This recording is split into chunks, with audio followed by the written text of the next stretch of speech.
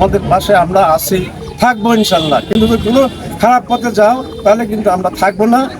আজকের এই খেলার প্রধান অতিথি জন বড় ভাই আতিকুল হক বাতেন এবং আমার 14 জন মুরব্বী আমার জাহাঙ্গীর কাকা এবং আজকের যারা খেলায় অংশগ্রহণ করছে আমার গ্রামের যুবক ছেলেরা, আসসালামু আলাইকুম রহমতুল্লাহ।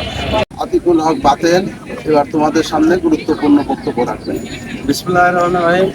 আজকে হামিদপুর পত্রিক ইউনিট ক্লাব আয়োজিত ঈদ উদযাপন উপলক্ষে প্রত্যেক বছর তোমরা যে এই খেলার আয়োজন করে থাকো, আসলে আমার ব্যক্তিগত পক্ষ থেকে তোমাদের আন্তরিক ধন্যবাদ জানাই। তোমরা খারাপ পথে না যেয়ে ভালো সুন্দর পথে চলাফেরা করো। আমাদের পাশে আমরা আছি, থাকবো ইনশাল্লাহ। কিন্তু যদি কোনো খারাপ পথে যাও তাহলে কিন্তু আমরা থাকবো না, এই আশাবাদ ব্যক্ত করি।